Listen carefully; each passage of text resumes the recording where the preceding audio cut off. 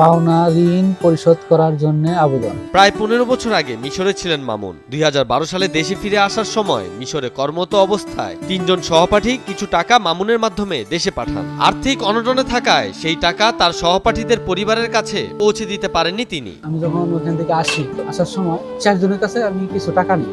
টাকা নেওয়ার কারণে আমার বাংলাদেশ থেকে দেওয়ার কথা ছিল, পারিবারিক সমস্যার কারণে আর্থিক অবস্থা ভালো ছিল না। তাদের সাথে আমি তেমন যোগাযোগ করতে পারি। তারা অনেকবারই করার জন্য চেষ্টা করছিল। আমার যেটা নাম্বার ছিল, নাম্বারটা আমি লাস্ট পর্যায়ে এক পর্যায়ে বন্ধ করে রাখি। মিশরে মামুন গার্মেন্টস সুপারভাইজার হিসেবে কাজ করতেন।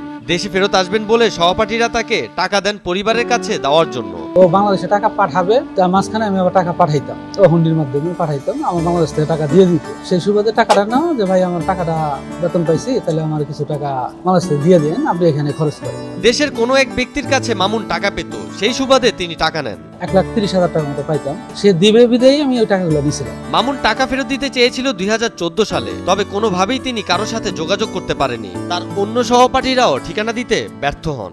12 সাল থেকে দেওয়ার ইচ্ছা, কিন্তু তখন আমার আর্থিক অবস্থা ভালো ছিল না। এখন আল্লাহ পাক 2014 সাল থেকে আমার আর্থিক অবস্থা অন্যরকম আসতেছে, উন্নতর দিক।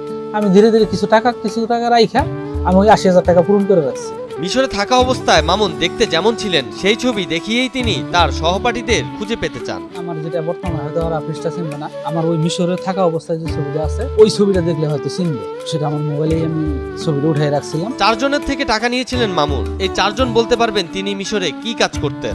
যে আমার বলতে পারবো আমি ওইখানে কি কাজ করতাম, কি কাজে গেছি, সেই যে প্রকৃত পাওনাদার সেই আমার কাছে টাকাটা নিতে পারবে। তবে মামুন বললেন তিনি তাদের দেখলেও চিনতে পারবেন। তারা এখন যদি আমার মতো বয়স হয়ে থাকে, তারপর আমি দেখলেছি তাদের কথা আমার একবার কানে আসলেই আমি বলে দিতে পারবো যে আমার এই লোকের কাছে আমার এই টাকাটা নেওয়া। টাকা দেওয়ার জন্য মামুন অস্থির হয়ে আছেন। বললেন এই টাকা না দেওয়া পর্যন্ত নিঃশ্বাস নিতে কষ্ট হচ্ছে তার। আমার পাহাড় সমান মনে হয়, আমি হাঁটতে পারি না, চলতে পারি না, ঘুমাইতে পারি না, খাওয়া তো পরে করবে। মামুনের একটি ইচ্ছা, তাদের টাকা ফেরত দেওয়া। যদি তারা বেঁচে না থাকেন তাহলে তিনি তাদের পরিবারের কাছে দ্বিগুণ টাকা দিতেও রাজি আছেন।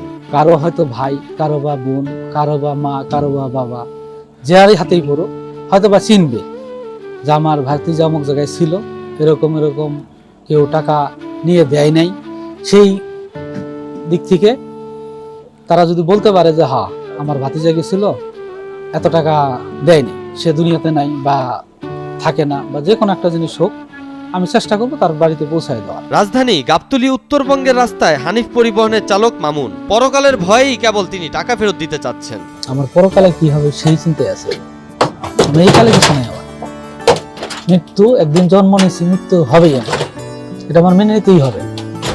এই টাকার কথা মনে পড়লে তিনি ঘুমাতে পারেন না। 1 টাকা দেনা তার কাছে পাহাড় সমান মনে হয়।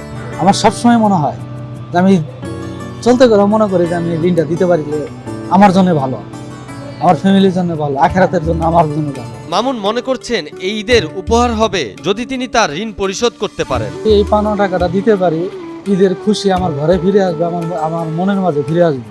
সাকিব সোহান, নিউজ 24।